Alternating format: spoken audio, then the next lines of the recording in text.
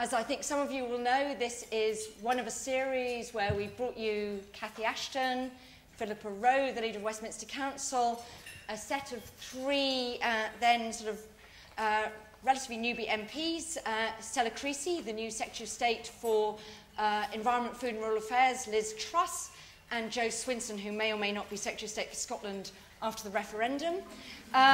So come to the IFG, get on in your career. That's a very important message. We also had a panel of senior leaders from the civil service and beyond, Helen Ghosh, Lynn Homer, Viv Cox, Fran Unsworth, and Liz Bingham. So we are breaking new ground because, as some people have said, what do you mean one of your speakers is a geezer? That was a tweet I just got.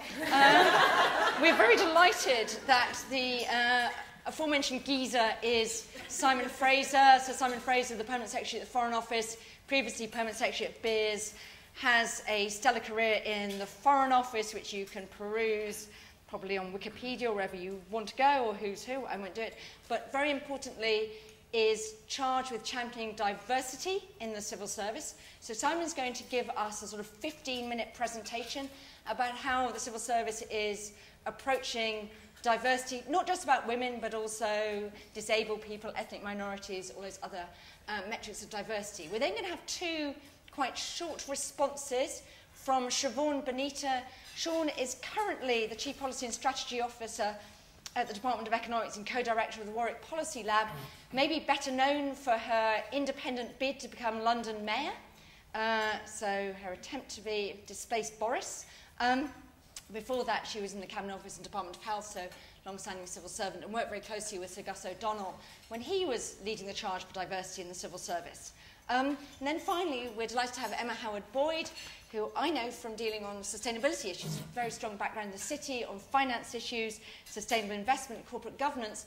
But the reason we've got Emma here today is that she is a very leading light in the 30% Club, which is looking at getting 30% of women onto boards, but both in non-executive and, crucially, I think, executive capacities. So Emma's going to talk to us a bit about how the private sector is going about building a talent pipeline.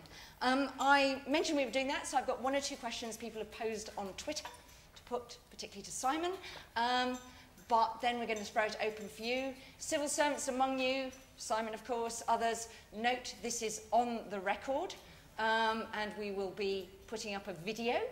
It can be edited, but only at great expense. So think before you speak and make sure you're happy for us to do that. And even if we edit it out, someone might very well have tweeted.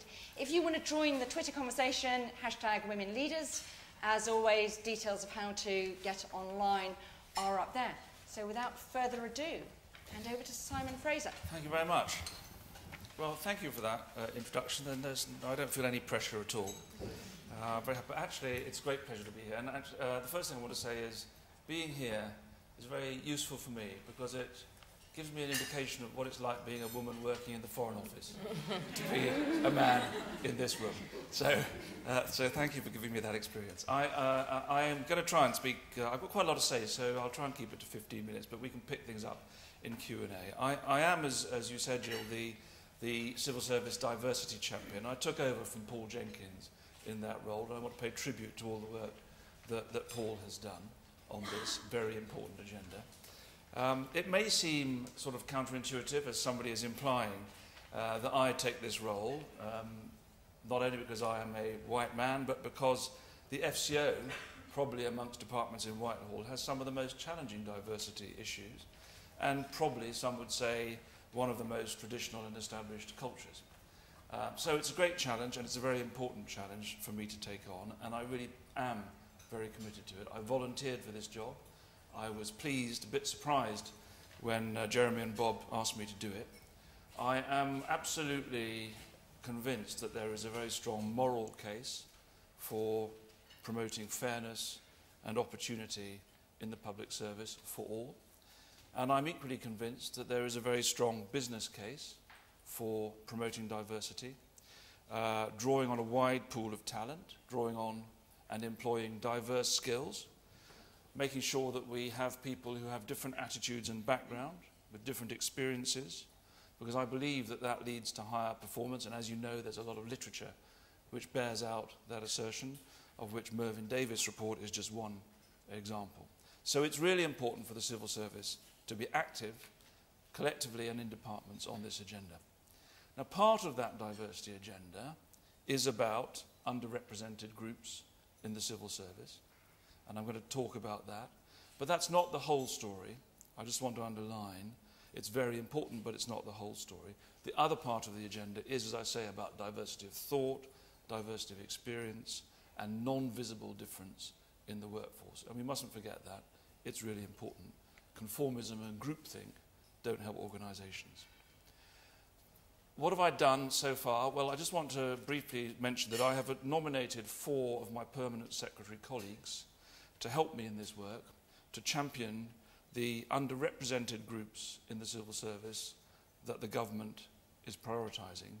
So Sharon White is going to be leading on gender issues.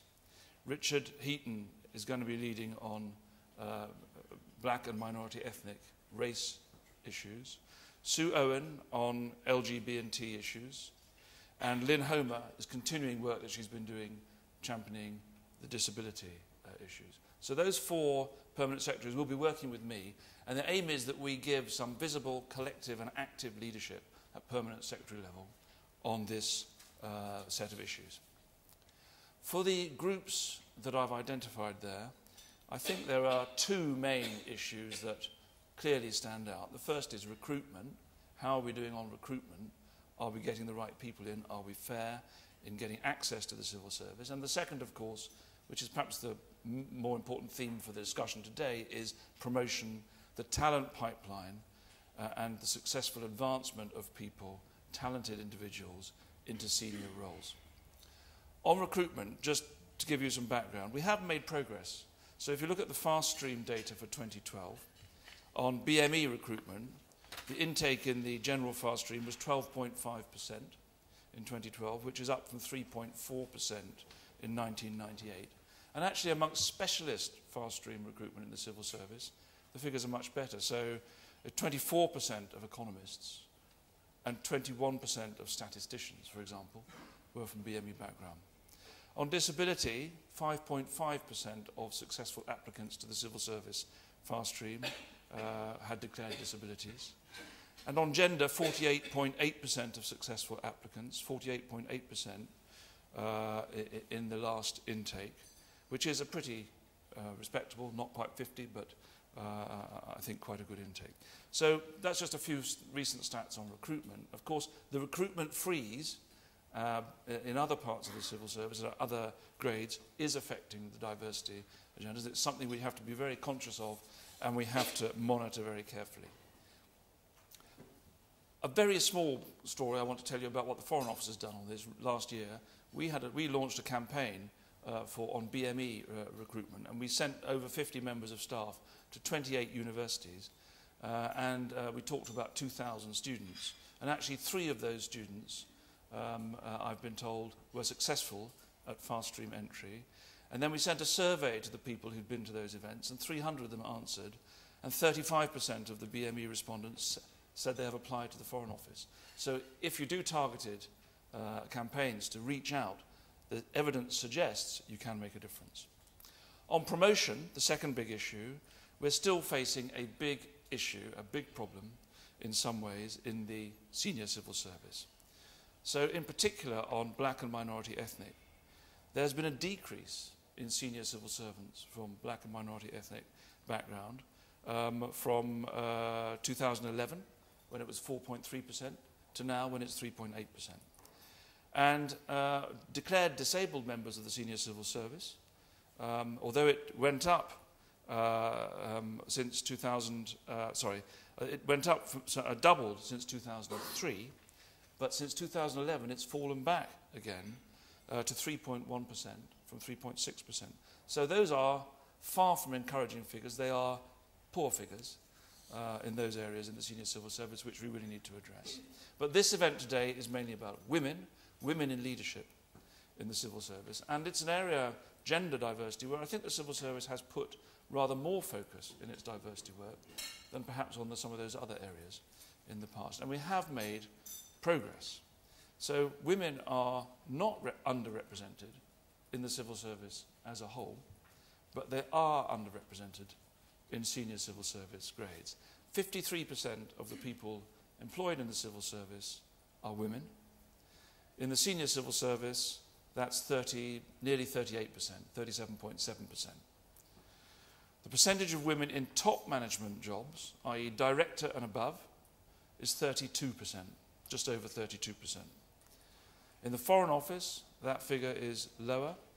So our senior civil service figures in the Foreign Office are about 26%. We have 40 women now who are heads of mission around the world. The figures are going up, but they're not going up as fast as we would like. So the civil service has recognised already that there is a serious issue here about the talent pipeline and about getting women into leadership. And we have a number of schemes which we're running already to support the advancement of women and others in underrepresented groups. And that is absolutely about talent pipeline. And I want to pay tribute to Janet Hill, who's sitting on the front row, who leads the Civil Service Diversity and Inclusion and Equalities team, who've done some excellent work on this, and they run these schemes. We've signed up to the aims of the 30% Club, committing to 30% female representation on our boards. In fact, in the Foreign Office, I'm pleased to say it's 40%. We have positive action initiatives in the civil service. Levelling the playing field is an initiative for administrative assistants through to grade 6s, preparing for SCS entry level. And that's about supporting people in making sure that there's equality of opportunity to access promotion. The Whitehall and Industry Group Women's Leadership Programme helps senior women to become aware of their leadership styles and helps them develop leadership styles and impact. There's the Crossing Thresholds Programme, which is part of civil service learning, which offers a specific, I think it's a one-year mentoring course directed particularly to women in the civil service, ways of addressing issues to help people cross thresholds. We are intending to establish a senior women's network in the civil service, and we are aiming to make unconscious bias mandatory for all senior managers in the civil service. So things are being done, but obviously there are barriers to progress. We need to understand those barriers better. And I'd like to pay tribute to Francis Maud here because as Minister in the Cabinet Office, he has been leading work on this, and he has asked us to get external evidence of what people think about the opportunities for promotion of women in the civil service. And we have done that. We have commissioned some research, which is now under consideration. But very briefly, that research highlights two things, broadly speaking. First of all, it reminds us of some of the good work that we're doing in the civil service to improve diversity. It is true that historically the civil service has pioneered quite a lot of innovative approaches towards, for example, flexible working and other things which help to support women developing through the careers and going through the system. It is true also that actually compared to other employers, although the civil service has problems, if you look at the figures compared with most private sector employers, the civil service figures on gender diversity are better. And it is true also that there have been some good progress recently, I think, in talent management, which is helping us to address some of the issues and understand the sort of things that affect the creation of a strong pipeline of talent to be brought through. So that's on one side. On the other side, this research contains some pretty forthright questions about the culture and the leadership of the civil service and whether that is supporting women into leadership in the right ways. And we need to take that seriously, and we need to respond to that very seriously. What it tells us is that women in the civil service have the appetite to rise to senior positions and are qualified and have all the attributes to rise, but something in the culture of the civil service is still holding women back. So we need to understand that. We need to make sure that we are creating fair opportunity.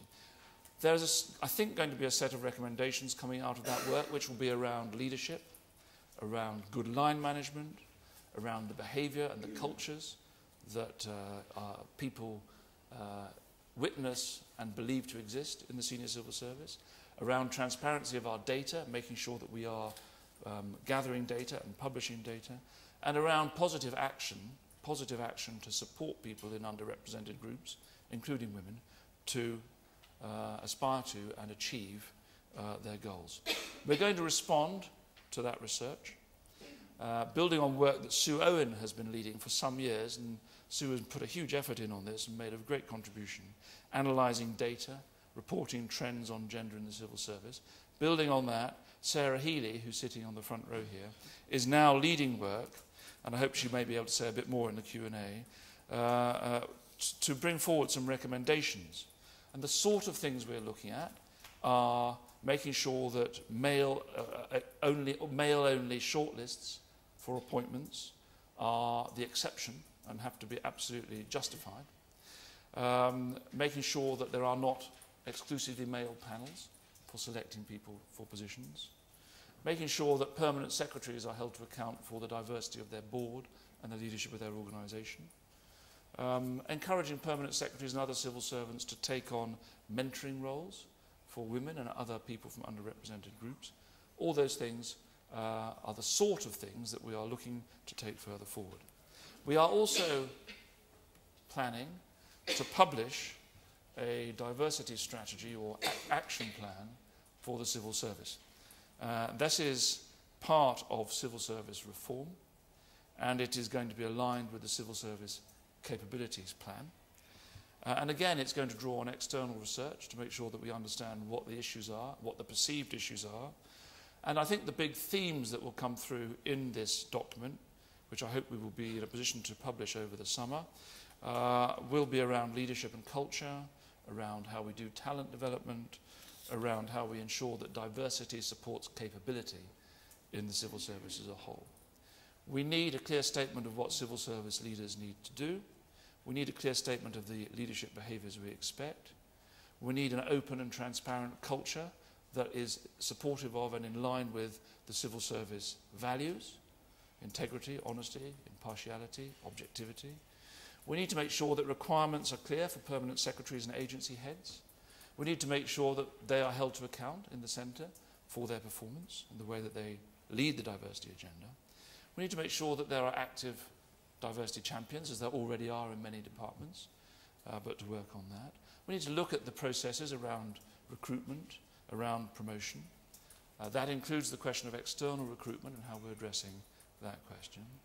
And we need to make sure that there is active support for women to meet their needs, be that around maternity leave, flexible working, mentoring, the things I've mentioned. So those are some of the things which I think we will want to address in the Civil Service Diversity Strategy and Action Plan. I've just dropped my watch. Does that mean 15 minutes is over? I think it does actually, Simon. I've got to the conclusion, and I'm concluding. Just three things that have struck me personally on this. The first of all is that this is really about culture. The impact of a male-dominated organisational ethos is really important. I've seen it a bit in the Foreign Office. I see how it affects people's behaviours and expectations and culture. And I see how it can sort of stifle people and make people feel inhibited about putting themselves forward. So that is a very important cultural thing. The second thing is about the importance of role models. I think we all know that role models across organisations are very important, and in particular senior role models are very important. And the civil service is not performing as well as it should, and nor is the Foreign Office, on that question of senior role models. And the third thing that's really struck me is the difference of attitudes that you sometimes see between male behaviours and female behaviours in terms of self-promotion, putting oneself forward, being prepared to sort of take the risk sometimes of going for those promotions. And we've got to be able to address that cultural question. We've got to make people feel in the pipeline, in the talent pipeline, that they are valued, that the difference that they bring is respected, and that it is good to try, and that there is a level playing field for those who are going to try to rise up. So those cultural issues for me are key. A plan or a strategy is useful. It's very important, but it's not the whole answer. It's a mechanism to facilitate change, but the answer is in how people behave, in how leaders behave, in the signals that we send, the incentives and rewards that we offer. And that's the way that over time we will get the results we're looking for. Okay. Thank you very much. Simon, thank you very much. You can now recover your watch.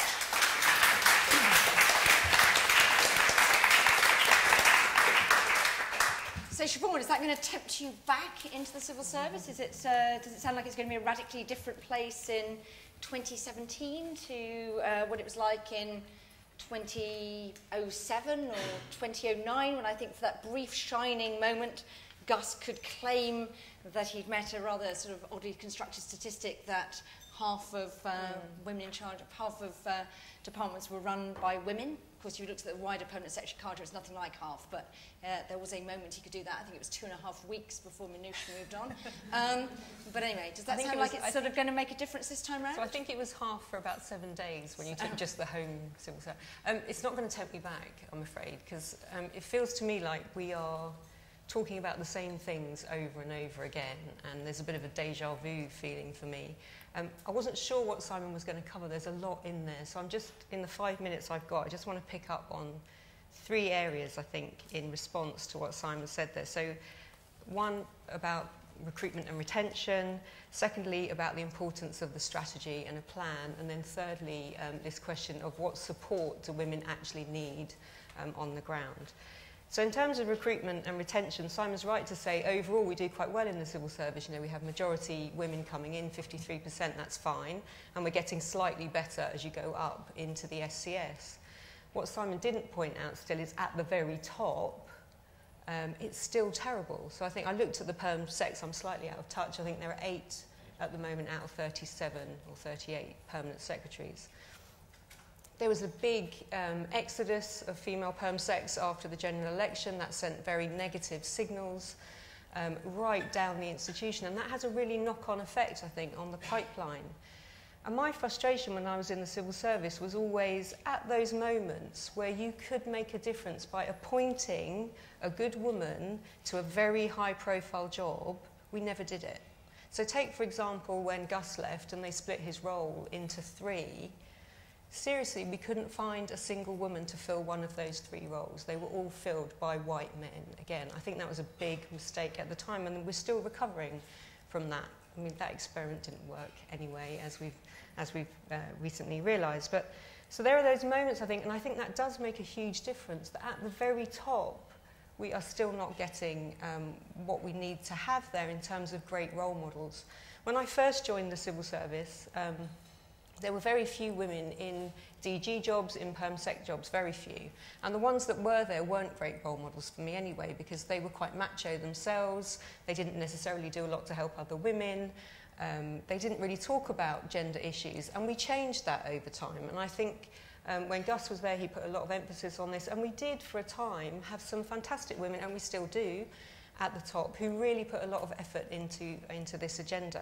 And I would like to see that again. I'd like to see more of those types of women who, even when they do get to the top, make a lot of noise about the fact they are there. We have a lot of men, as Simon said, whose behaviours are such that they have a real presence when they're in those top jobs. And I think we need more women there who are shouting about the fact they are there and who are turning around and helping women coming up behind them. In terms of the importance of the strategy, it was interesting. It's good for me, as I've left the civil service, I can be very, very honest now, even when it's an on-the-record thing. So to hear Simon pay tribute to Frances Maude is a big surprise for me.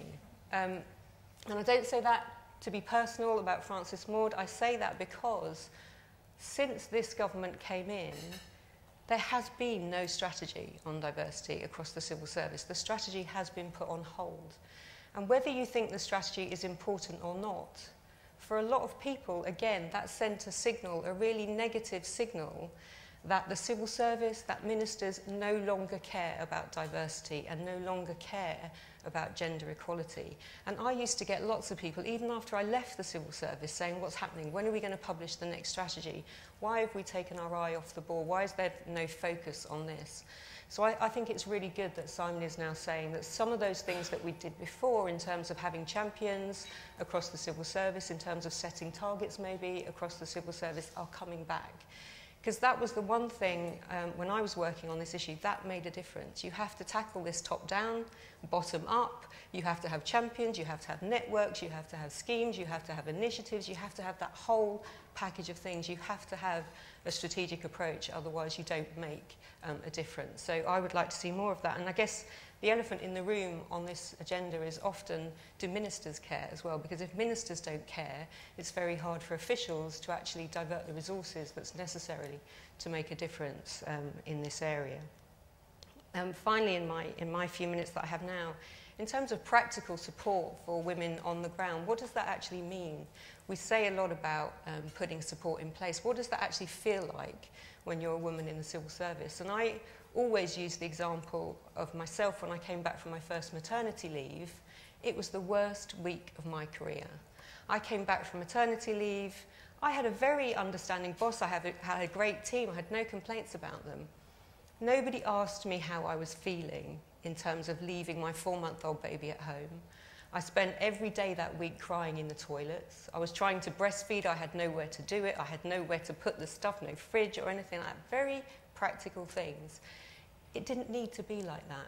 It could have been so much easier if I'd just had a buddy, if I'd have had somebody I could talk to in that week when I came back.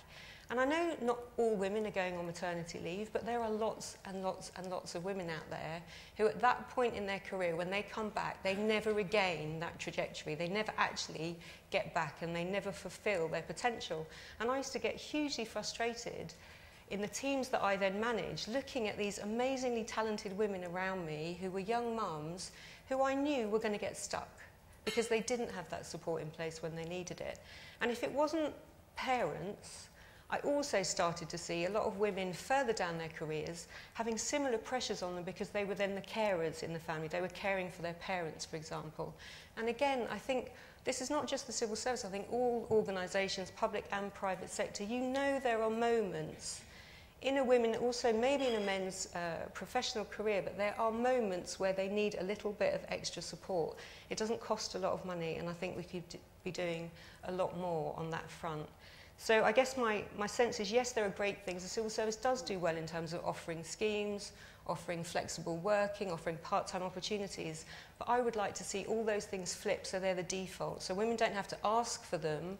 So it's almost like the opposite is that managers have to say, why can't you be doing all of these things? They have to actually put it the opposite way around and say, actually, this is the way we do it. You can all work flexibly, unless there's a good reason why, as a manager, I'm saying you can't do it in this particular job. Okay, we might pick you up on that a bit later. Some interesting points there. Emma, how does this resonate?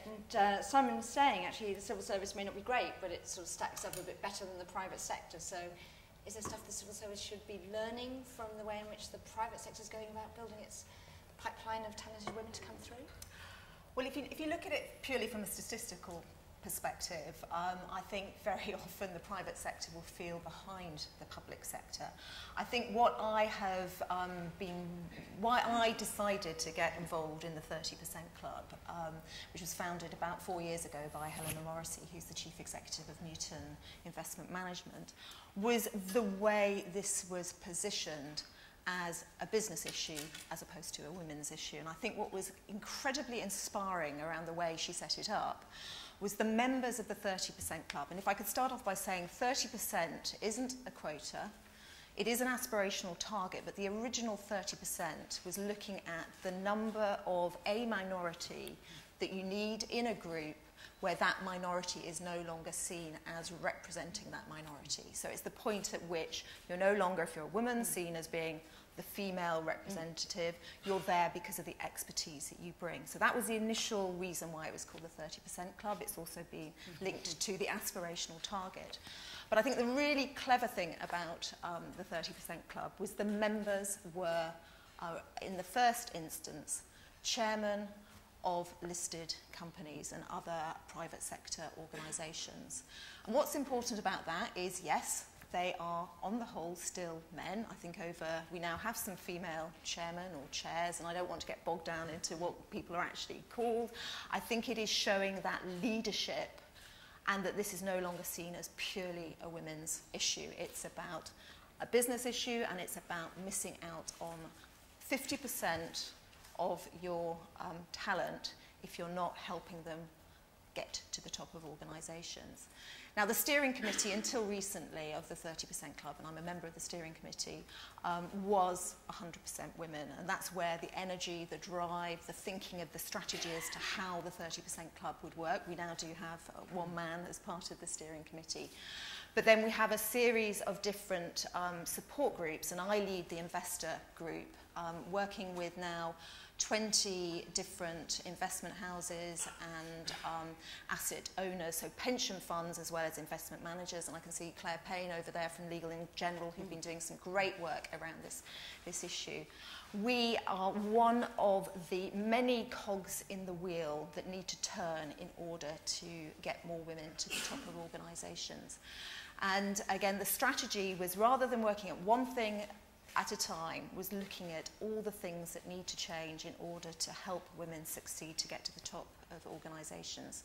So the first way was very much linked to Lord Davis's report about getting more women onto boards, and the easiest way to do that is through non-execs.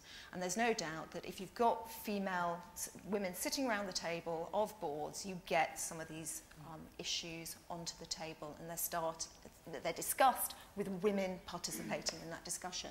But that's only the start of the work that needs to happen. That is relatively easy to fix, and if you look at the statistics, in the FTSE 100, we now have women represent 21%, just over 21% of board members are women. But if you break that down, that is nearly 27% of non-execs are women, only 6.9% are executive directors, and that has barely shifted in the last 3 or 4 years. That's where you need a much longer term strategy to work on getting more women into executive roles. After all, that's going to be your sustainable pipeline that will populate the non-exec community into the future. And about 2 years ago, that is when the 30% Club's work shifted very much into what happens with women in executive roles. And a lot of work, both working with the professional services companies, so the accounting firms, the law firms, as well as private sector businesses. And recently we set up a group involving the public sector, because there's a lot of cross-fertilisation, both in terms of ideas at board levels, where there's been an initiative to get more private sector representatives onto departmental boards. That is another way that you can influence the changing dynamics and profiles. But one of the other areas that we focused on was the whole regulatory side. So the 30% Club is very much against quotas, very much for aspirational targets. We, as a group of investors, were encouraging the Financial Reporting Council to make changes to the Corporate Governance Code as to how they look at diversity as part of board effectiveness. The other thing that has changed is reporting requirements for listed companies. And now listed companies need to put into their annual report the numbers of men and women both at board level, director level, and throughout the organisations. And again, that starts giving visibility to the wider communities, including investors, as to how much progress is taking place. And you can start asking questions of companies from an investor perspective as to how their talent management is allowing more women to rise through organisations. So that is just a brief snapshot of the work that the 30% Club is doing, very much led by the top, but also making sure that we're looking at how organisations will develop over time. We're beginning to see private sector companies put out targets for how many women they want to see in executive roles. Lloyds Banking Group has a target of 40% of senior posts going to women by 2020. That's the sort of thing that we want to encourage more private sector companies and indeed public sector organisations to follow through on. Emma, just one question. Almost all the high-profile women chief execs of companies I can think of are foreign imports, whether they're Spaniards in banking or Americans at things like Anglo. Is that true? I mean, how much of that 6.9 is actually homegrown talent who've sort of risen up through being successful British executives rather than developed their career somewhere else and then came in? Do you know? Right, I haven't actually looked at, because it's only a handful of women, but if you look at... Are there any Brits, was my question. Yeah, there's Harriet Green, who is Thomas Cook. Thomas Cook. You've got Dido Harding, who's Talk. You've got Liv Garfield, who is So Severn Trent. So we're beginning to see a shift. But at the moment, we've typically seen one woman who may have been from overseas retire at the same time as a new chief executive gets appointed. Okay. We need to see more women in chief executive roles, finance director roles, chief operating roles, rise through organisations. Ruby McGregor-Smith, who's doing a lot of work on the whole through the Women's Council, is chief executive of Mighty. So I think we're seeing slightly more in terms of numbers, not necessarily percentages, in the FTSE 250.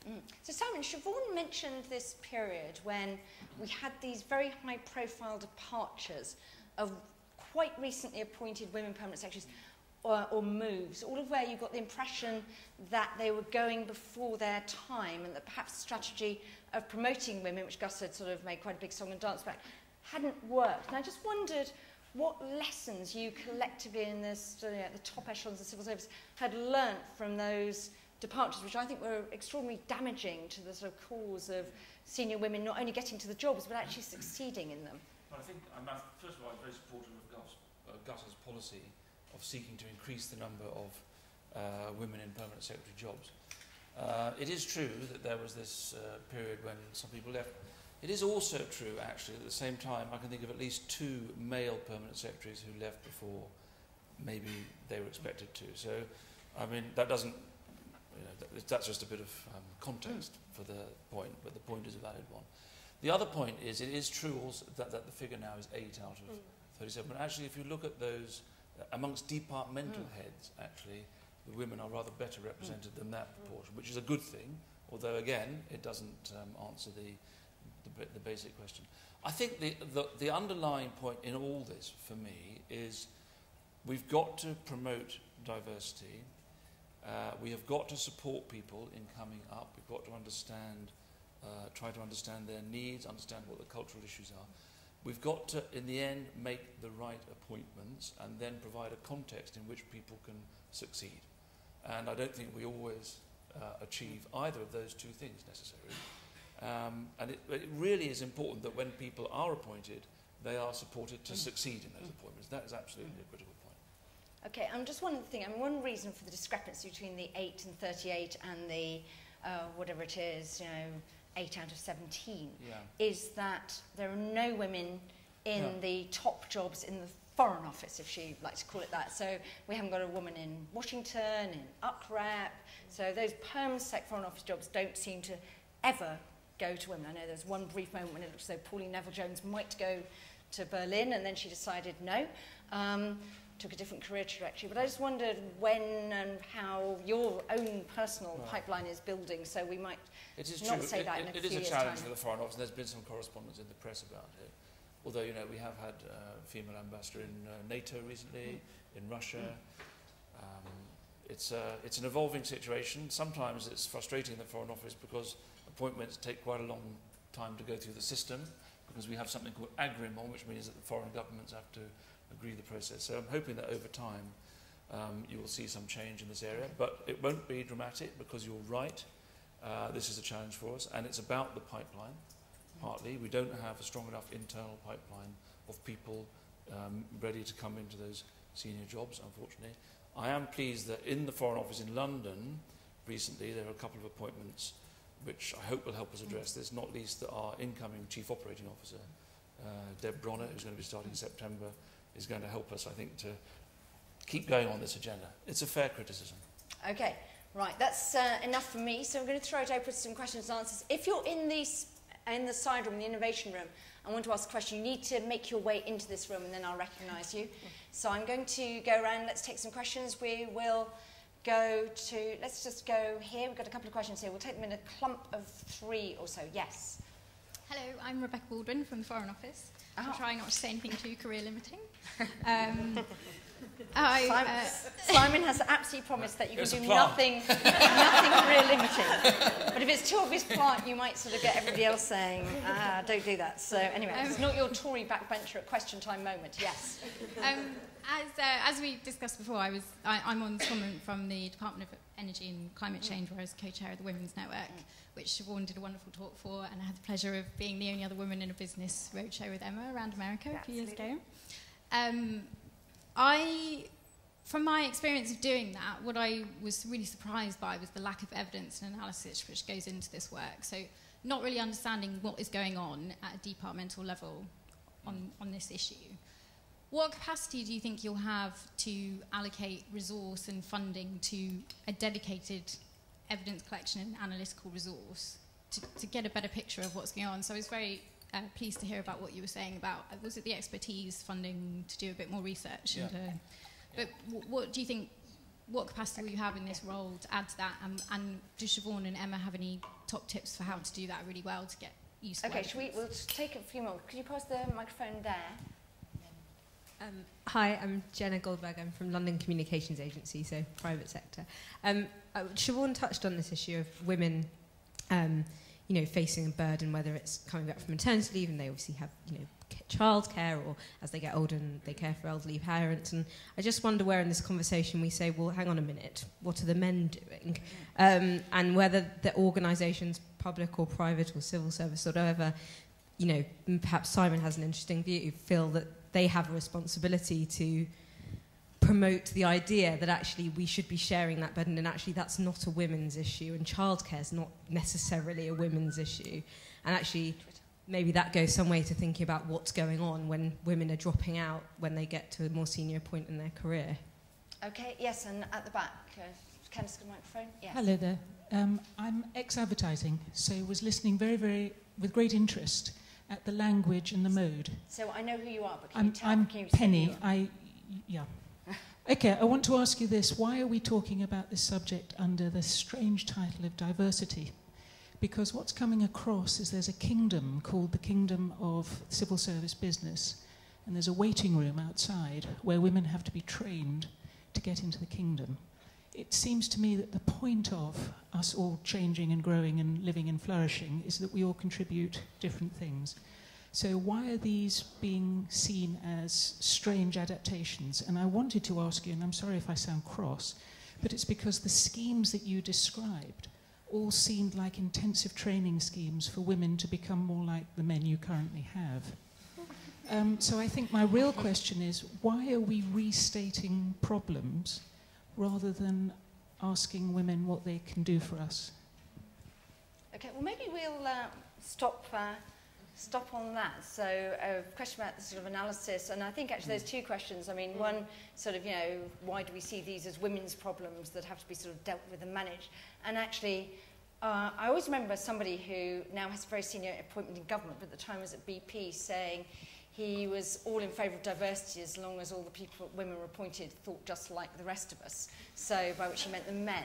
So actually, are your schemes fundamentally training women to be actually more acceptable and more like us, rather than actually reinventing a civil service that works for everybody? Well, on the first point, it is true that there is now some further research is going to be done, and departments and there's the contestable policy fund, and there are ways of getting funding. We do need to have better evidence at civil service level. I think within the department, in the Foreign Office, we've got much better analytical evidence now in terms of understanding what the issues are, what the figures are, where the problems lie, what the trends are. But I agree with you, it's got to be evidence-based, and we haven't been as good as that as we could be in the past. I think on the point about recognising that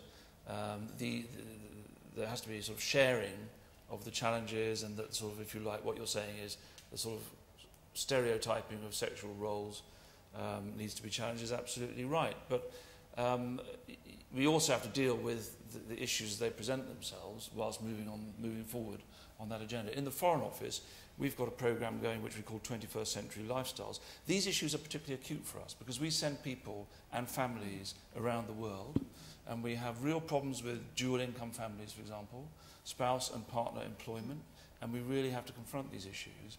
And we, for example, moved a lot forward in recognising non-married partnerships, which a few years ago were not even married. So I think we are evolving to try to adapt policy to deal with the changing lifestyles, the changing attitudes, the changing behaviours that people have. And, we do our best on that. But, it's an ongoing challenge, and probably we're always behind the curve. On the third point, if I'm honest, I don't choose the word diversity. It's an agenda. I volunteered to be the diversity champion.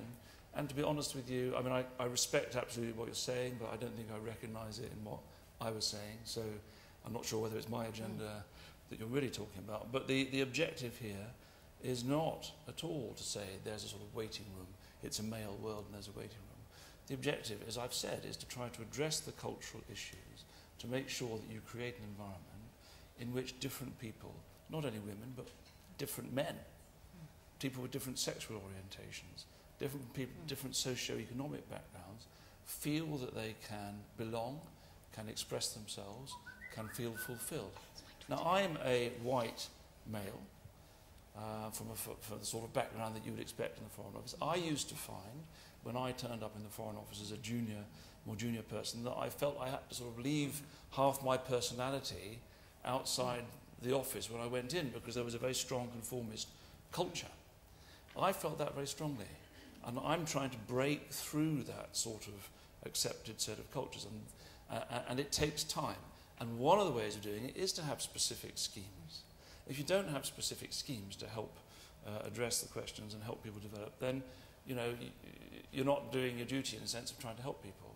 If when you have a specific scheme, you're then told, well, that's slightly patronising and creating difference, it's quite difficult. It's a legitimate issue that we need to keep an eye on, but it's not a perfect world. I think we've got to do the best we can to make breakthroughs. So, just a question. I mean, you mentioned that you are going to do unconscious bias training. Yeah. That I know Lynn Homer mentioned, I think, that other thing is a sort of thing, actually to start sort of redressing that this is my view, what a senior civil servant looks like, and you don't look like one. So, bad luck, dear.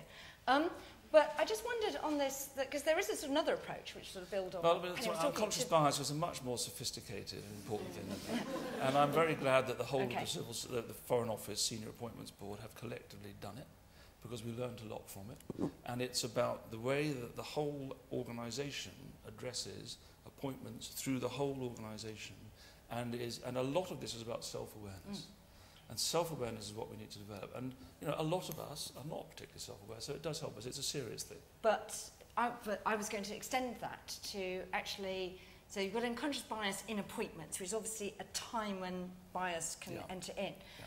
But is there not a sort of more fundamental unconscious bias in the way we do everything else other than appointments? So I was just wondering whether, if you were sort of complementing some of these, I think quite useful support schemes that you offer, with a sort of training of actually how... I mean, for example, I'll give you an example. When I was at BP, we used to have training on running meetings so that foreigners could speak at them, because their working language is English. And actually, you didn't really realise, but you came out of a meeting and all the English first language people had dominated the meeting, because the people who were just slightly slower in English actually never had quite the time to do it. So we were, told that actually, if you run a meeting like that, your foreign language won't be able to contribute as much. I just wondered whether you would think of extending the unconscious bias thing, which I think is important and is good, into a sort of wider range of actually just how we do our core business. Yeah. But in the Foreign Office, we're quite good at having meetings where people speak foreign languages. That's a relief. That's a relief. But I mean, I absolutely buy this. So in the Foreign Office, right, we have I said at the beginning, we have a well-established male culture. And for example, it is reflected in the fact that there's an awful lot of cricket metaphors in the way that people have talked about things. So, close of play and all that. And we have to be conscious and try and change that. We also refer to our staff still as officers, because we were a service which was more identified itself with sort of quasi-military than with perhaps the culture of the domestic civil service. I never use the word officer because I think that is a loaded word and has a cultural connotation. So you're absolutely right, we need to be conscious of those things. I wonder whether any of that resonated with Siobhan or Emma, any of this sort of... I mean, do you sense that the sort of waiting room to be admitted to the male club, where you can sort of, eat at the table as long as you're behind the palm tree, which once happened to be at the Reform Club. They sort of I really like women. I wonder whether that resonated with you or not. So definitely resonated with me. And I think Gemma's question and Penny's question are actually very similar. I've often wanted to say this, but I just think it's a big thing that not all men or institutions are ready to hear. But there's the whole Sheryl Sandberg narrative at the moment about women need to lean in more to the world that they're in. Lean in. To me, that's lean into a man's world. So you get up at 5 o'clock, you do your gym, you're ready for, you hand your kids to your nanny, you're ready for the thing, you do your really long hours and then you come home. that's a man's world. I don't want to lean into that world. I want us to change the institutions so that women and men operate in them differently. And it's frustrating that the institutions themselves are so slow to recognise they're not in a great space themselves. So why, I completely agree with you, why are we trying to train women and men to keep working and become leaders in these institutions operating in the way they currently operate? Because you look around us in the UK, in the world today, whether you're looking at the church, whether you're looking at Parliament, whether you're looking at the civil service, whether you're looking at the banking sector, all of those institutions have failed and are failing. And actually, until we recognise that there is a completely different way of doing this, we're not going to improve as quickly as we need to improve. So in terms of the civil service, we are there to make policy, to help implement policy, to make the world a better place. We're never going to implement great policy if you don't have diversity of opinion in the room.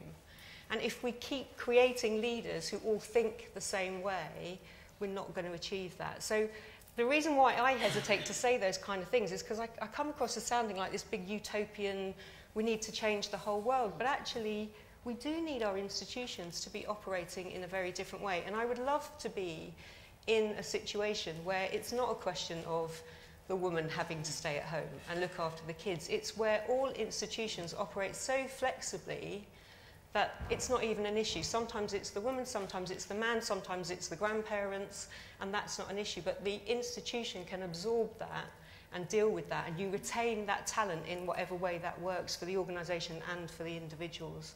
But that's a very big picture. So in the meantime, I don't think it's wrong that we put in place initiatives to help everybody come forward. But at the same time, we need to be saying, how do we change the institutions themselves at the same time? I really struggle when I go to schools, for example, to tell girls to go into politics. I get asked to do that quite a lot. And then I think, why would you want to go into politics at the moment? It's a terrible place to work. Let's change Parliament and get girls going into Parliament at the same time. So I think we need to do all of those things. I think we need to change the Daily Mail reporting of politics as well, perhaps, if we're going to do that. Emma, there was a point specifically on data, which I'm quite interested in, as well as this more general sort of question. You know, what use do you make of data in the private sector? Is that to sort of... Well, I think we're only just beginning to make use of data properly around this issue. I mean, if working for an investment in financial services, as I have done for the last 25 years, data is at the core of everything. But if we're not doing the basic measurement and putting that into the public domain, then how can you track what is really going on? So little initiatives like making it something that companies have to do to publish that data is a really important step. And I think once it becomes incumbent on people to be measuring and coupling that with targets that you are aspiring to, it shows you how things are progressing.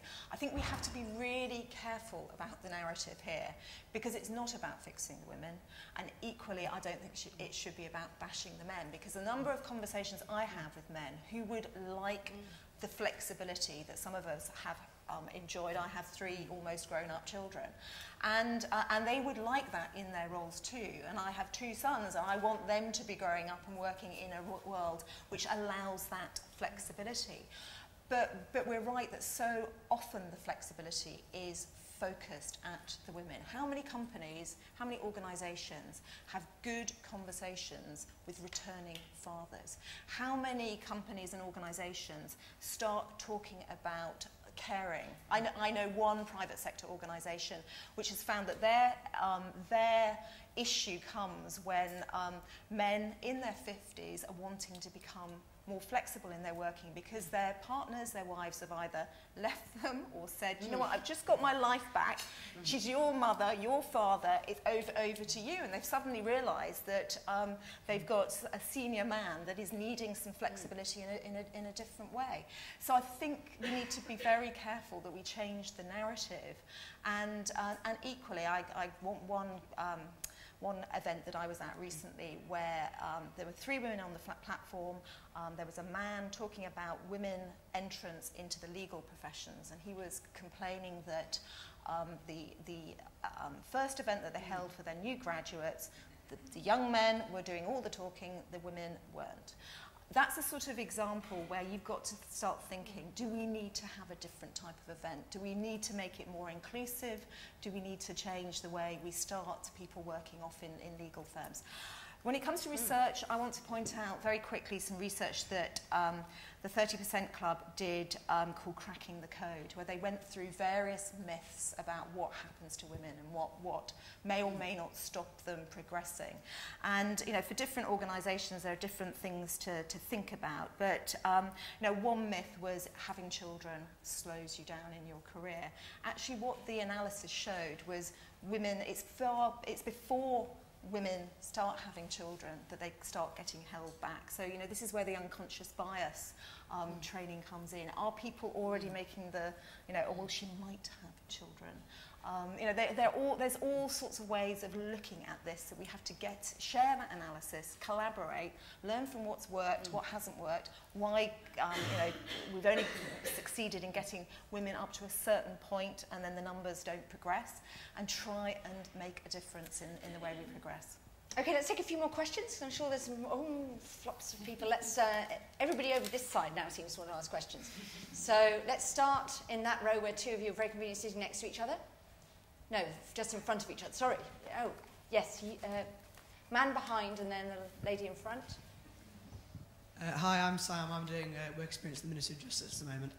Yeah. I'm very aware, as someone that's sort of in school in a sort of careers type time when there's lots of discussion of careers, that central government and government in its broader sense isn't particularly visible. And so as a young man, I am aware, with friends that obviously are women, that the whole institution appears incredibly male. And whether it is or not, and obviously I appreciate there are schemes being done to change that and there are problems with it, but it's happening, hopefully. And we've seen some positive stats about recruitment. I'd be really interested to know what your thoughts are on making government more visible in that area and encouraging more young women to consider that and making the career paths clearer in that area as well. Okay, that's a very good question. Yes. I'm Deborah Brooks from Cabinet Office. First of all, I wanted to say that I think that I've had an absolutely fantastic experience as a woman in the civil service. I've been able to work part-time in a job share, and my friends in the private sector are just really jealous when they hear about the opportunities I've had, one of which is being on the Crossing Threshold scheme, which I must just say has never encouraged me to be like a man, and is the most fantastic scheme about developing your own authentic style of leadership.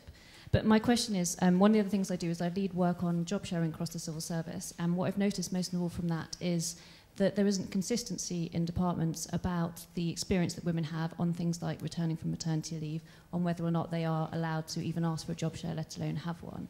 So my question is really for Simon, that we can have the best strategy in the world, but obviously the application is what matters. So my question is about how will you make sure that, given that we're a collection of different departments, we have consistency about this across the civil service? Okay, and let's come for, yes, lady. Yeah. Thanks, Margaret Exley. So I left the civil service as a senior civil servant about over 20 years ago. And it was the best thing that ever happened to me, actually, because leaving rather than being there. Leaving, because right. I founded and built a business which was hugely successful, and I came back as the first non-executive director on the board of the Treasury when Gus was there. And, you know, helped a bit on the reform of the Treasury, which led to many more senior women, by the way, and a much better performing Treasury overall. And I do board evaluations now, so I see more women going onto the boards. Being the first non-exec of the Treasury was bizarre. I mean, really bizarre. This was not only a boys' club, but it had rules that were very difficult to discern. It was just pure anthropology on my part. You know, what you learn is how people are institutionalized and how blinded they are to that. No matter how clever they are, they absolutely don't see it. So that was really interesting. I'm just delighted what's happening at the moment in the civil service on diversity. By the way, I totally agree about the label, but, you know, I think we probably shouldn't get hung up about it. But But it is about inclusivity. That in the end, that's what it's about. It's about, you know, acknowledging difference and working with difference, and that includes, you know, white men, by the way. I think I'm very struck by how, if you really take an inclusivity agenda, you work on the whole system, including the men, and work with everybody on how do we create an inclusive culture. That also, by the way, gets over this awful thing of women being dragged off for special training or mentoring, which, you know, kind of is in itself creating a difference in how they're treated. My question on the back of that is, you know, I'm really struck by the capability of the Foreign Office to work with difference. I think it's a very interesting institution. Its ability to really understand in depth. So I was recently in Russia and I met the ambassador there, and his knowledge of how to get things done there, how to work with a different culture is extraordinary, and yet he is still an absolute member of the Foreign Office, not gone native at all. And what really strikes me is, so here you are doing this job. There's this fantastic capability about working with difference, about acknowledging, understanding difference, and about building on partnership. Can you bring some of that into the work you're doing on inclusion in the civil service? So Simon, I think there's some quite interesting questions there. One about sort of raising the profile, so people aren't put off by basically just seeing men either in politics or in representing institutions. The really interesting point, I think, about the ability of the civil service to actually implement a service-wide strategy, which we know is a repeat problem, that mandates from the centre just don't run the writ in departments. And then whether you're actually, the Foreign Office has more to offer, actually, I think it really is, in terms of helping people manage difference, because that's actually what you do.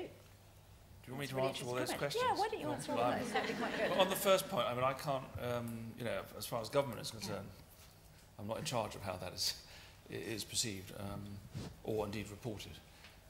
But on the civil service, I think it's a fair challenge. I think that, I mean, Siobhan has raised this point.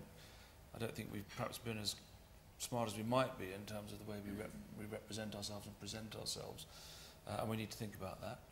And we need to make sure that we are sort of, the image we are presenting is an attractive image, a visible image, and one which is attractive not only to a certain type of person. So I think it's a fair challenge, and we need to pick up on it.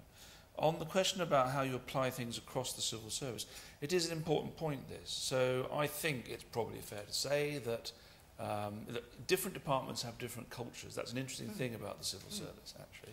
And I think, actually, that's one of the richnesses and a strength, because people really identify with the department they work in, and I don't think we should lose that. I think different departments perform differently on this agenda as on all other issues. The Foreign Office has probably traditionally been seen as a back marker. I mean, actually, it's interesting. We have job share ambassadors. We have couples who do 6 months on, 6 months off as ambassadors. So we've done some quite interesting things in our own little world, and we've been trying to move that forward. We need to share that with others. I think the point about having a civil service strategy or action plan is it will baseline, and that's what we need to baseline some expectations, and then, as I was saying earlier, try and hold permanent secretaries in particular to account to drive that into the culture of their organisation. So, you know, it's not going to be one size fits all. You know, we probably in the Foreign Office face some different challenges from, for example, DWP and the big delivery departments around the country, the big service provider departments. So we need to adapt. But, you know, the basic principles I think we need to all buy into. And that's why I like this idea of a collective group of permanent secretary champions as well, who are promoting the same messages. So I think that's important.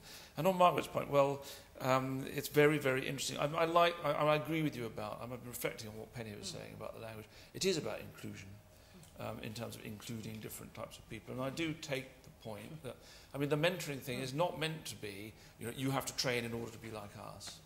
It's supposed to be supporting people to make their way in the organisation they are working with, whilst at the same time trying to change the organisation. But it's a very important challenge and it's very valuable. But your specific point about the Foreign Office is interesting, because that is what we do. And of course we get criticised because we go native, and people think that we represent foreigners in dealing with our own government. And of course that's what we have to do, because our job is to basically what we do is explain people to each other. That's what diplomats do, and then try to find understanding and ways forward. And we should bring that back, and we haven't been as good at that. But it's interesting that we do that in our professional life, but actually from an institutional culture which has been very sort of homogenous in some ways. So why is that? That's very interesting. I'll take that challenge away and work on it. I think we are moving. I like to say, and maybe others will challenge me, but I do think that in the Foreign Office, in the last few years, we have sort of gone over a hump about the way we think about inclusion and difference and diversity in the culture, which is that it's no longer seen as something that's sort of politically correct. And it's actually accepted and fully understood and endorsed that this is the way we want to be as an organisation. So I hope we keep going. So I just want to bring in something that no one's mentioned yet, but is relevant to the civil service. I mean, maybe relevant to the private sector as well, with sort of demanding chief executives who are do see themselves as working 24/7. Both Emma and Siobhan have painted this vision of this sort of slightly a la carte, total flexible, we're all flexible, we can all work flexibly. But then either you have a crisis where you have to bring people in, there is a plane shot down or there is whatever, and actually it's all hands to the pump. Or you have a minister who, for some reason, actually wants someone in person to brief them at 7:30 in the evening. And having been a woman, but a woman without family responsibilities, as conventionally understood, there's a bit of a sense that you were always regarded as the person who would pick up the baton for everybody else who had to go back at 6 o'clock or 5:30 because they had to be home to pick up the kids or relieve. And I think there was a really interesting poll in The Guardian about the resentment of the people who felt they were actually making it possible for everybody else to work flexibly, and that they were being quite badly dumped on. And because they were the ones, okay, so you're going to play tennis, well, who cares? You can cancel that, but I have to go and pick up the kids or whatever. I just wondered how you saw that really judging, when ministers might say, well, that's fine, I don't buy, okay, I'll normally buy that agenda, but actually, and I always remember Gus, I once almost wrote an article about the Treasury called An Unsuitable Job for a Woman, which is my experience of the Treasury. But I remember tackling Gus about why there were no senior women in the Treasury when he was championing diversity everywhere else.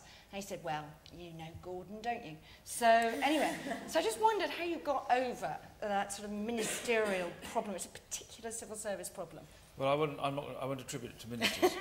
I don't expect you to. Others may want to talk, but I mean, it's fair in the Foreign Office. The Foreign Office is a very reactive department, and you catch me at a good moment on this because we've been in all weekend on the Ukraine air disaster tragedy and on Gaza with a new Foreign Secretary, and it's been quite demanding, and it does place big demands, on staff. People are highly motivated, but it's not easy. We've tried to devise systems like, we have a very formal crisis management with rotating shifts to make sure that the load is shared out. But, I think in the end, if you work in the Foreign Office in a policy job in London, you have to accept that you can't be fully master of your time. There's some very interesting research which shows that one of the main causes of stress in civil servants is the sense that you are not master or in charge of your own time and life. And I think that's an important issue. Now, on the specific point that you raised, yes, it is true, because we have done a lot to try to promote flexible working and remote working. And by the way, one of the ways you deal with this is having better IT than we've got at the moment as well, so we're trying that as well. There's a lot you can do, but in the end there is this point where some people feel, well, I'm sort of picking up the extra 20% that, and people go a long way to help colleagues. I think that's absolutely true, and there is a sense of solidarity if you communicate right, but I think you've got to manage that. I don't know I'd be very much interested in other people's experience of this, because it's an issue, definitely. What do you think, Emma, Siobhan? Emma?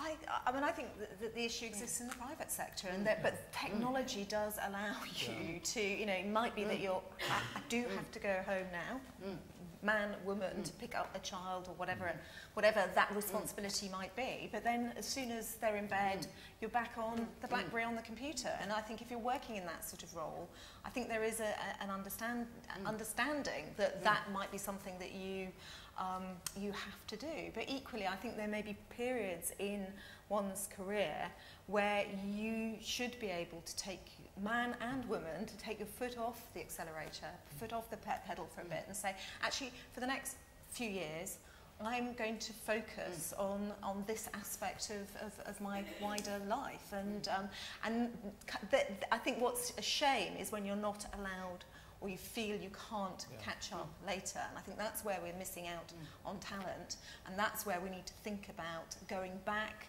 and having conversations. And you know, this is an issue that the professional services firms have faced, and they've started having conversations with clients about, you know, you want us to be there 24/7 if we're going through a deal, but can we work this in a different way?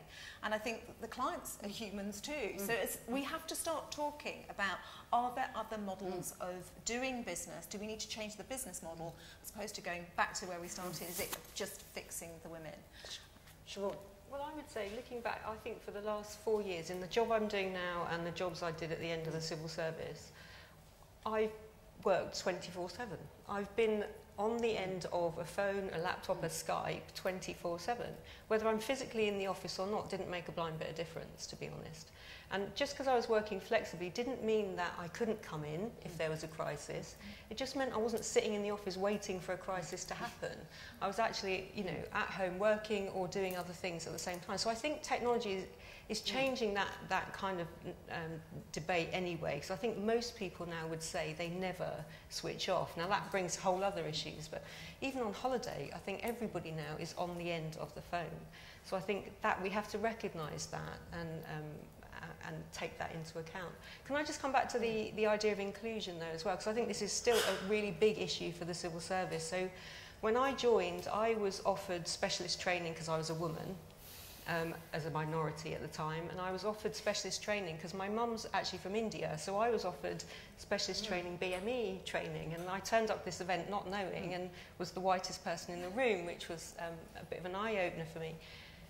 Neither of those things, when I joined the civil service, actually made me feel different. I wasn't you know, nothing was done to make me feel kind of separate because of those things. I felt different because of my class, because of my background, because I was the only graduate in my intake who wasn't from Oxbridge, so I did my degree at Warwick University. So my peer group was very different and had different references to me. And I did notice, that's where I became really interested in what does diversity mean, because I could see people around me getting opportunities that I didn't feel I was getting. They were kind of tapped on the shoulder when interesting projects, exciting projects came up. And there did seem to be this code that I just didn't understand that was going on. And it was still there when I left in the Cabinet Office. It still tended to be white boys from the Treasury who would come up through a certain education system who seemed to understand that language. And they were the ones outside the kind of official recruitment processes, which I think are much more open now, who were kind of asked to do things if a crisis came up. There was a national security issue. You look at who asked to get lead, who is asked to lead reviews of things when they come up.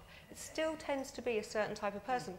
And that then means that they have much more exposure to ministers, that when those big jobs come up then, it's their names that are already known. So I think there's still quite a bit of that going on. And it is this whole kind of set of rules that certain people are slightly outside of, and whether that's a women's issue or whether it's this class issue. So I think diversity has many, many strands, actually.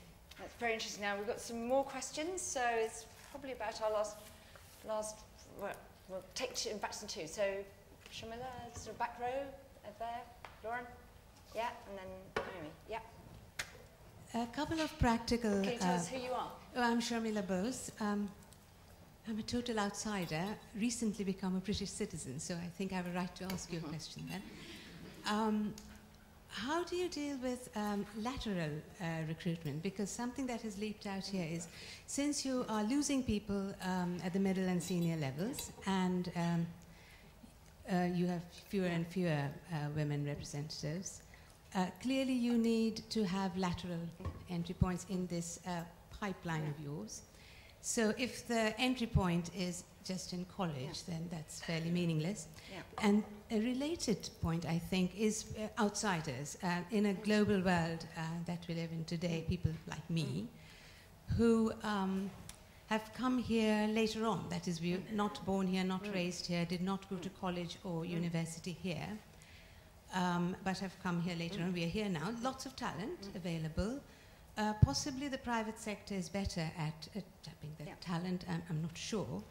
But how do you go about even connecting with this group, and how would we connect with you? Okay, I think that's very interesting. Naomi, just slightly different point, but also from, well, not born here and not educated here, but I found it a huge advantage being an American in the civil service, because you were allowed not to know stuff.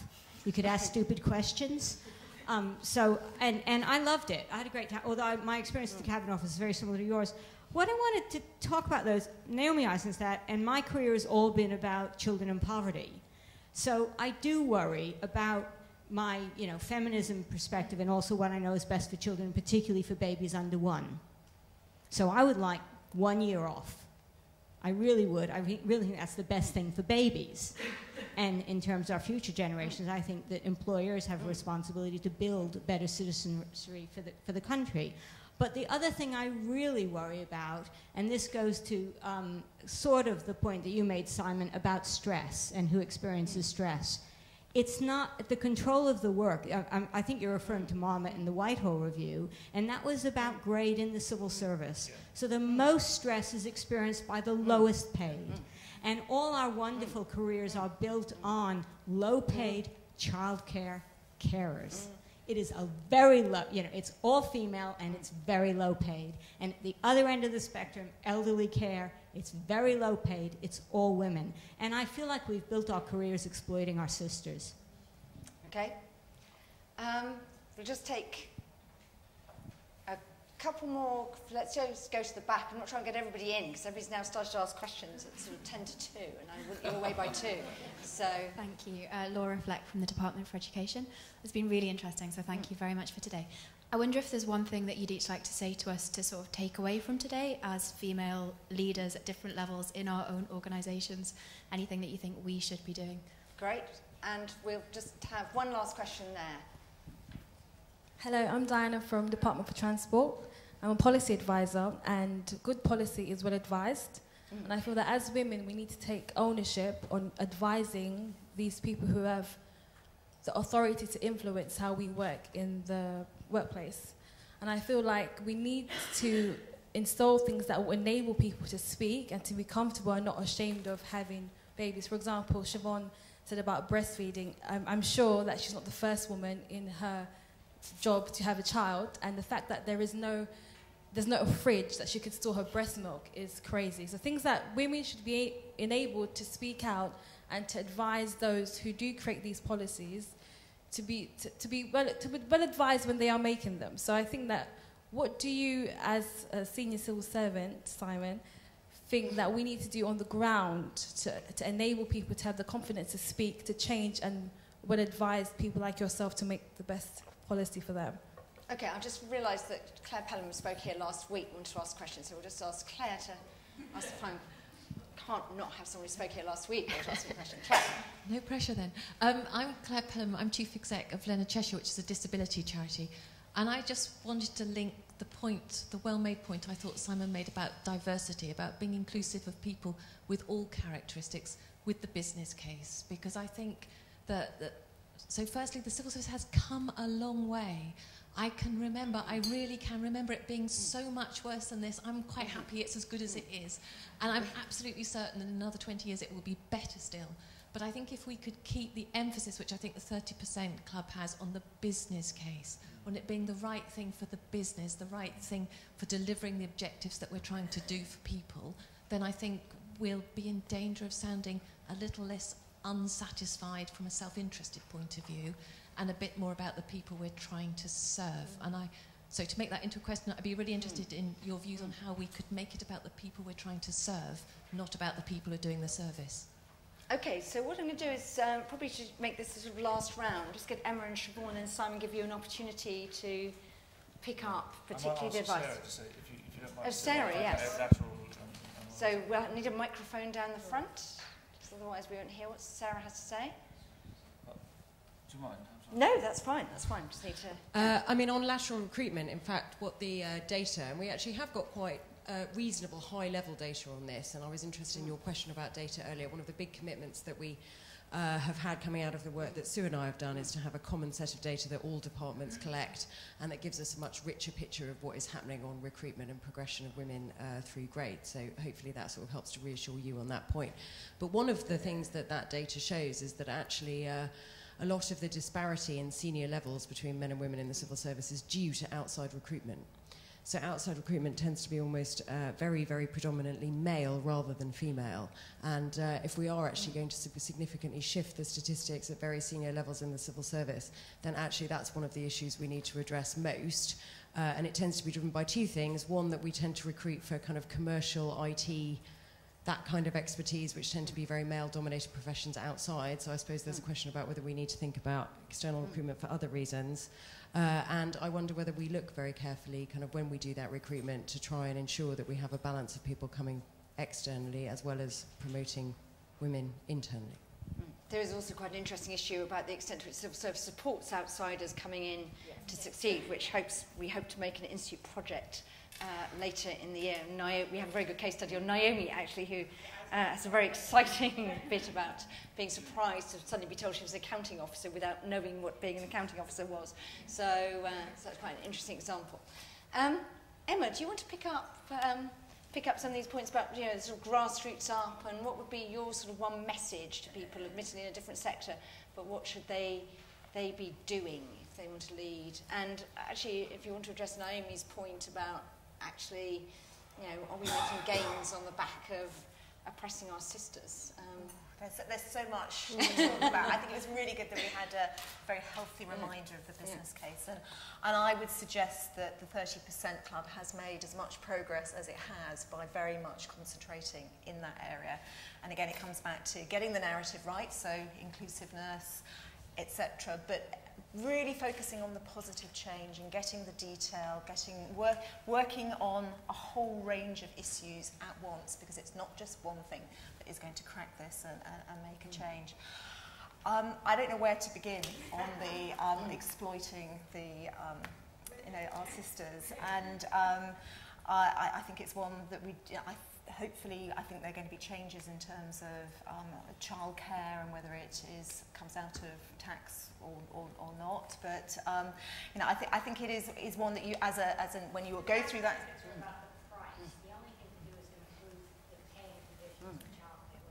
But that's not something that we've focused on the 30% Club. I think it's one, it's definitely in there. 1 year, again, I think it comes back to flexibility. It depends on the situation, and I think the more you legislate for... I came back after, I don't think you had a year when I had my children.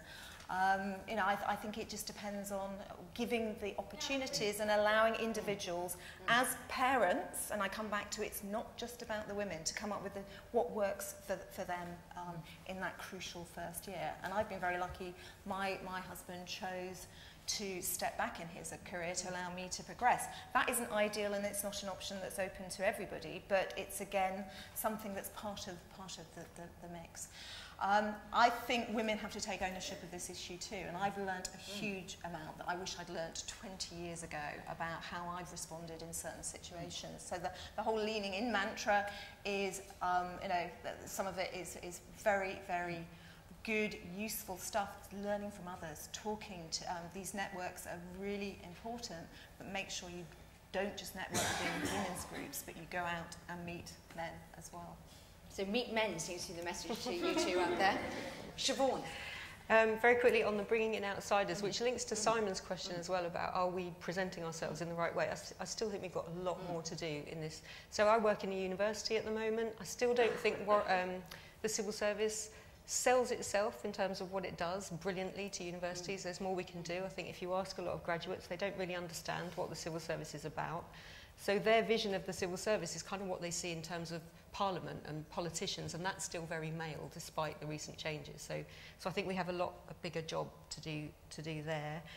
In terms of data, it would be remiss of me to say if any department wants some help on gathering evidence and data, the Warwick Policy Lab is here to help. Very cheap. In fact, we might do some of it for free.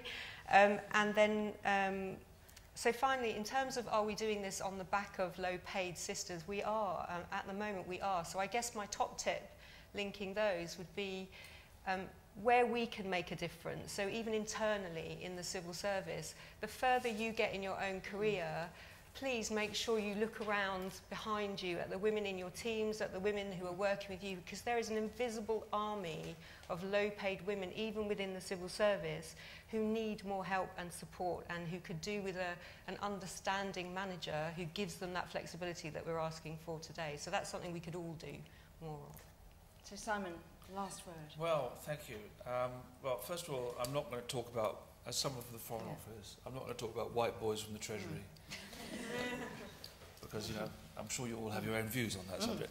We do mention it in the recently published Institute for Government Centre report about the Treasury stranglehold on some of the jobs in the Cabinet Office, and perhaps could look slightly wider for some of my best friends are in the Treasury.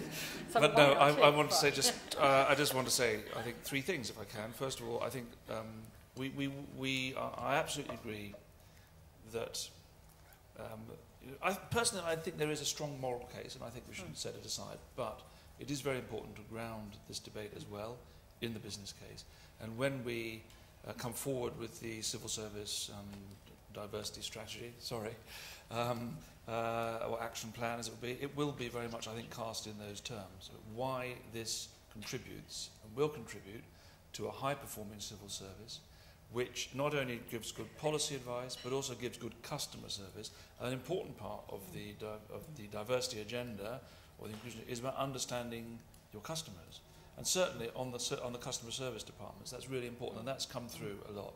So I think it's really important. We will do it that way.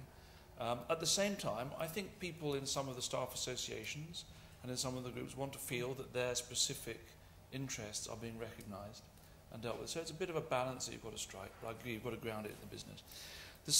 The second thing I want to say is, in response to the question of what can you do to help people like me make policy, I don't think I'm making the policy. I'm the diversity champion. My job is to try to talk about the issue, make sure that others are engaging on the issue, and champion. Yes. Yes. Right. Well, I think so. My message is going to be: please join in the debate in the department or the agency or the group that you work in. I think in all departments there are fora open. Now, this is the point about having set up mechanisms to encourage people. I think it's about having the confidence then to come forward and put your issues on the table. And if you feel that that is not being supported, then that's a problem. And it goes back to the cultural issues that we've been talking about. And in a sense, we can't improve it if you don't tell us how we need to improve it. So my tip, therefore, would be bold. Come forward. I think people,